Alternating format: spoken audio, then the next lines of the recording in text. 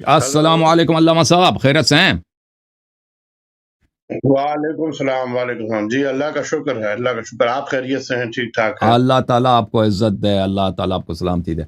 अल्लामा ज़ुहैर आबदी साहब, आप अपने मुतालिक कुछ बताएँ जी, हमें। मैं बात आप कर माशाअल्लाह हमारे चौधरी साहब बता रहे थे कि आपका ताल्लुक उलमा के घराने से है माशाअल्लाह, आपके चचा, आपके दादा वगैरह सब आलिम दीन थे, मज़हब हक़ के खिदमत गुज़ार थे और आप भी अल्हम्दुलिल्लाह रब्बिल आलमीन मिंबर के और इमाम हुसैन अलैहिस्सलाम के और अहले बैत ताहरीन अलैहिस्सलाम के खुद्दाम में से।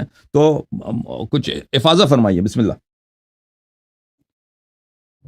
मेरे वालिद का नाम अल्लामा अब्बास हैदर आबदी था जी साहब। और मेरे वालिद पाकिस्तान के बहुत मशहूर उलमा में उनका शुमार, बहुत मशहूर शख्सियत में शुमार होता था।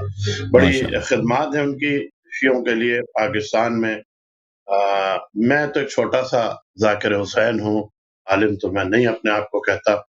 बस ये कि इमाम हुसैन ने अपने ज़िक्र के लिए मुझे चुन लिया है और अल्हम्दुलिल्लाह। बड़े असातीज़ की सोहबत में वक़्त गुज़ारा है, कुछ थोड़ा बहुत उनके दस्तरख़्वान से कुछ चुन लिया है, कुछ होश-चीनी कर ली है। सआदत मिल जाती है इमाम हुसैन के ज़िक्र। माशाअल्लाह, माशाअल्लाह। इमाम हुसैन अलैहिस्सलातु वस्सलाम का ज़िक्र ही सबब निजात है मेरे मोहतरम नाज़रीन। मैं आपकी खिदमत में, दोस्तों की खिदमत में अक्सर अर्ज़ करता हूँ कि बेशक, देखें इस्लाम में बहुत सारे अमाल हैं जिनकी फ़ज़ीलत है। नमाज़ फ़ज़ीलत है, हज जाना फ़ज़ीलत है, ज़कात देना, सदक़ा देना, सब में फ़ज़ीलत है, ज़िक्र बोलने में। लेकिन मैं एक दफ़ा नजफ़ अशरफ में था, वहाँ पे एक बहुत बड़े आलिम दीन थे। वो लोग उनको इतना नहीं जानते, वो बहुत बड़े थे। वो खुद ये आयतुल्लाह सिस्तानी वगैरह को कहते थे कि ये इनके हमरदीफ थे, यानी आयतुल्लाह खुई के शागिर्दों में से थे। वो इनको मसलन कहते थे कि मैं इनसे ज़्यादा आलिम हूँ। वो लेकिन वो कभी वो मरजियत उन्होंने कबूल नहीं की और मरजियत की वादी की तरफ अब उनकी वफ़ात हो चुकी है। मैंने वो एक दफ़ा मेरे साथ थे, मैंने उनसे भी यही कहा था।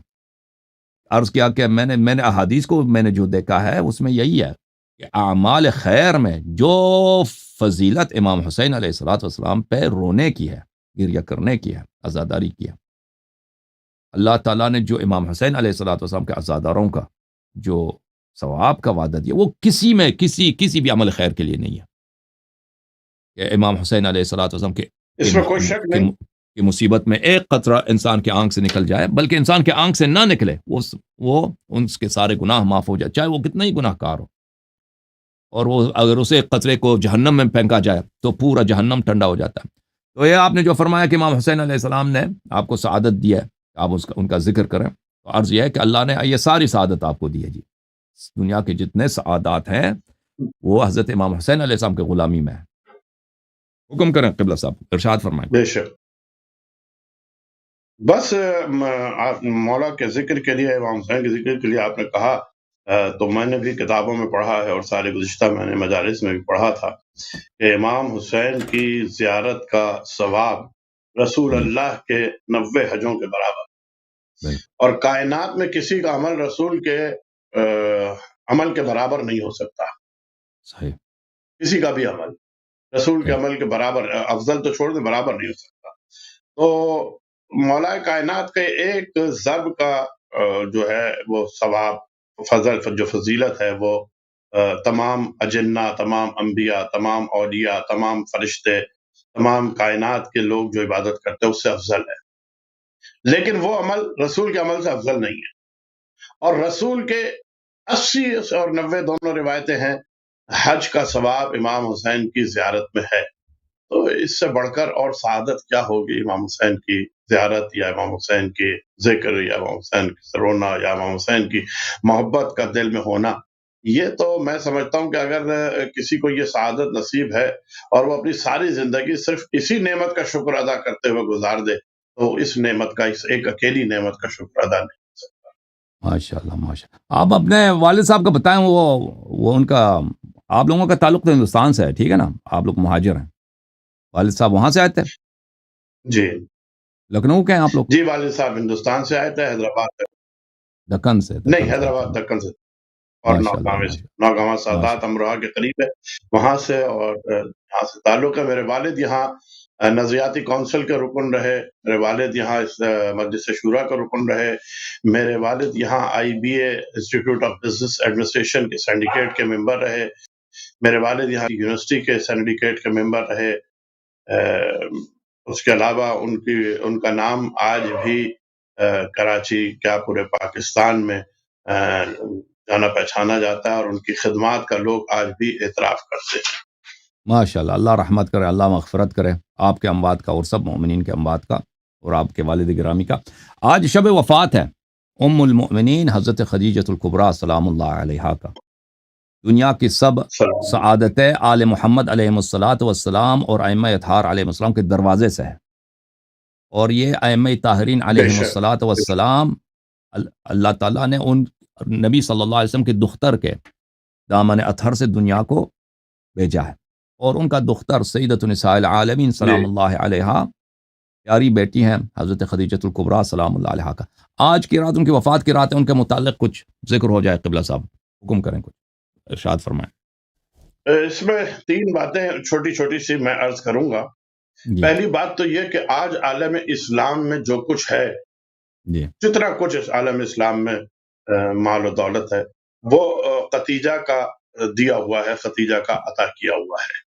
ماشاء اللہ. اس کی مثال ایسی ہے کہ میں اگر آپ کسی آدمی کو ایک کاروبار کراؤں اور وہ اس ایک کاروبار سے 10 کاروبار پھیلا لے، اور ساری دنیا میں یا سارے ملک میں اس کا کاروبار پھیل جائے، تو وہ ایک کاروبار ہی کا مرہون منت ہے، وہ سارا کاروبار، یعنی وہ احسان اس ایک شخص کا ہے جس نے یہ کاروبار کرایا.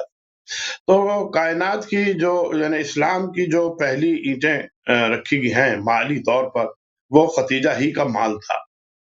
اور عالم اسلام سارے اہل بیت تو چھوڑ دیں، رسول اللہ تو چھوڑ دیں، ختیجہ کے اس احسان کا بدلہ پوری قیامت تک نہیں اتار سکتا پورا عالم اسلام نہیں اتار سکتا. ماشاء اللہ، ایک ماشاء بات اللہ، تو صحیح یہ. فرما.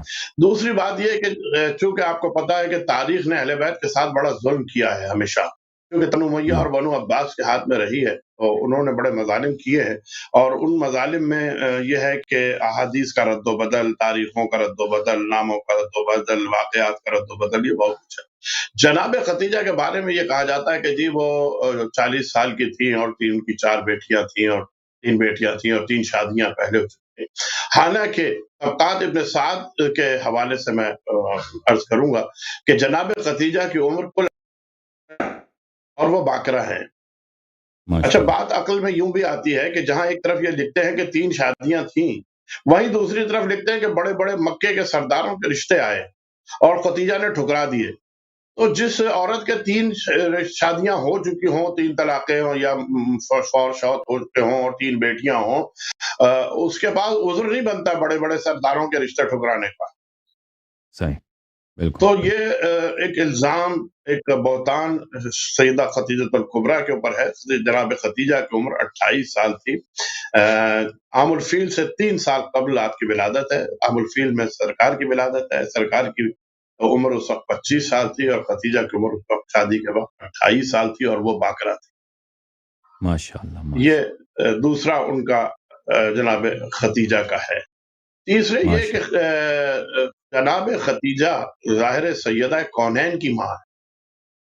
سبحان اللہ. یعنی رسول کے ساتھ تو جو انہوں نے کیا ہے وہ ابھی ایک اور طرف، وہ سیدہ کونین کی ماں ہے. اور سیدہ کونین کا یہ اعزاز ہے کہ 11 امام ان کی اولاد میں ہیں، ماشاء اور منجی کائنات انہی کی اولاد میں ہے. اللہ، ماشاء اللہ، یعنی ماشاء اس کائنات کا بیڑا جو مکمل پار ہوگا، جو ہدایت کامل ہوگی، اور جو دین اسلام کا غلبہ ہوگا، اور جو دین اسلام کا پرچم دنیا میں لہرائے گا، وہ سیدہ کونین کے 11ویں بیٹے کے ذریعے سے ہوگا، اور سیدہ کونین جناب ختیجہ کی والدہ گرامی. تو یہ ماشاء اللہ. سعادت جناب ختیجہ کو ملی. یہ واحد وہ خاتون ہیں جن کے سے رسول خدا صلی اللہ علیہ وآلہ وسلم کو اولاد، وہ بیٹی ہوئی جناب سیدہ کی شکل میں. ماشاء تو جناب سیدہ کا بیٹی ہونا اور رسول کی نسل کا چلنا، یہ اعزاز جناب ختیجۃ الکبریٰ ہی کو حاصل. سلام اللہ علیہ، سلام اللہ. یعنی سورہ کوثر جو نازل ہوئی جناب سیدہ کے لیے، اور میں اس میں ایک جملہ اور بڑھاتا ہوں کہ سورہ کوثر دراصل سورہ کوثر کا ترجمہ ہے جناب سیدہ، اور سورہ کوثر کی تشریح امام حسین. سلام اللہ علیہ، سلام سورہ اللہ علیہ. کوثر کی تفسیر نہیں ہے جناب سیدہ. جناب سیدہ سلام اللہ علیہ سورہ کوثر کا ترجمہ ہے، یہ میرا اپنے الفاظ ہیں، اور تفسیر ہے امام حسین۔ تو اس سورہ کوثر کا جو جواب دیا ہے پروردگار نے، اس کا اعزاز خدیجہ الکبریٰ ہی کو جاتا ماشاء اللہ، ہے۔ ماشاء دین کے لیے اپنی دولت پوری انہوں نے لٹا دی، اور ایک بیٹی، اور اس بیٹی کی ایسی تربیت کی کہ جس کی نسلیں آج تک دین اسلام کی خدمت بھی کر رہی ہیں، ماشاء اللہ، اور دین اسلام ماشاء پر جب کبھی کوئی مشکل وقت پڑتا ہے تو اولاد سیدہ ہمیشہ آگے آتی۔ ماشاء اللہ، ماشاء اللہ، آپ بالکل صحیح فرما رہے ہیں۔ دنیا کے سب خیرات ائمہ اطہار علیہم الصلوۃ والسلام کے در سے ہے، اور 11 امام حضرت خدیجہ الکبریٰ سلام اللہ علیہا کے بیٹے اور فرزند ہیں، اور امیر المؤمنین علیہ السلام بھی ان کے بیٹے جیسے ہیں، ان کے فرزند جیسے ہیں، داماد بھی ہیں جی، اور بیٹے اور جیسے فرزند جیسے بھی ہیں، جی کیونکہ امیر المؤمنین علیہ السلام، عبداللہ ابن عباس سے ایک روایت ہے مخالفین کے کتب میں کہ وہ کہتے ہیں کہ ہم نے، بلکہ خود عباس ابن عبد المطلب سے، کہ ہم نے دنیا میں کبھی ایسا نہیں دیکھا کہ کوئی فرزند اپنے والد کے لیے اتنا نیکوکار ہو، اتنا خدمت گزار ہو، جتنا امیر المؤمنین علیہ الصلوۃ والسلام رسول اللہ صلی اللہ علیہ وسلم کے لیے تھے۔ اور دنیا میں ہم نے نہیں دیکھا کہ کوئی بے والد شک اپنے بیٹے کو اتنا پیار کرے، اتنی محبت کرے، اتنا شفقت دکھائے، جتنا رسول اللہ صلی اللہ علیہ وسلم امیر المؤمنین علی بن ابی طالب علیہ الصلوۃ والسلام سے شفقت کرتے تھے، پیار کرتے تھے، محبت کرتے تھے۔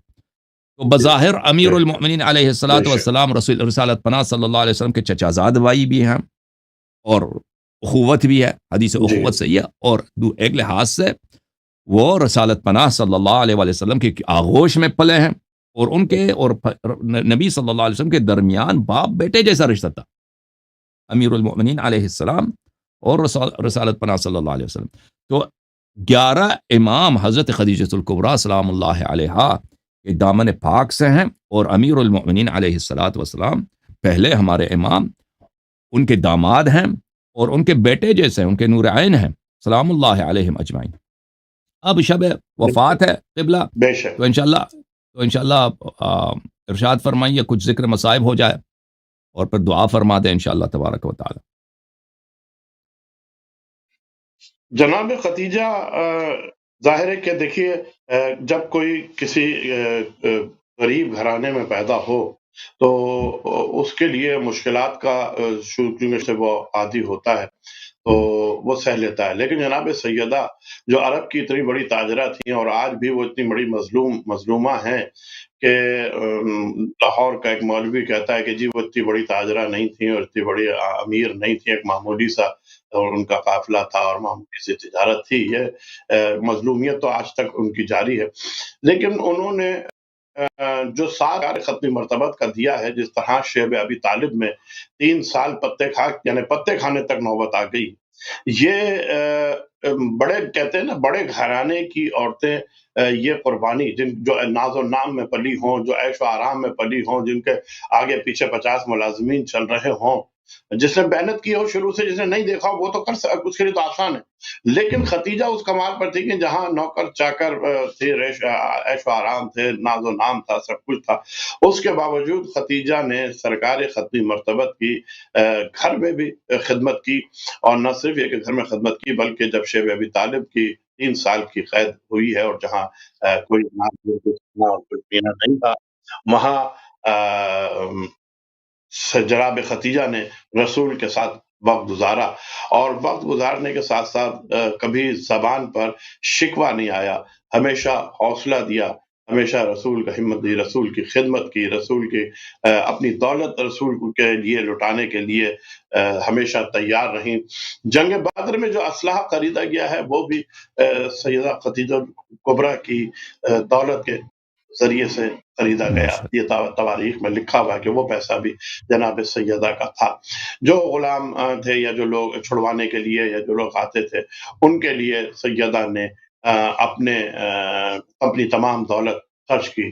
مقام افسوس یہ ہے کہ آج مسلمان سیدہ کو ان کا وہ مقام آج بھی دینے کے لیے تیار نہیں ہے، یہ جانتے ہوئے بھی کہ وہ محسنہ اسلام بھی ہیں، وہ محسنہ رسول بھی ہیں۔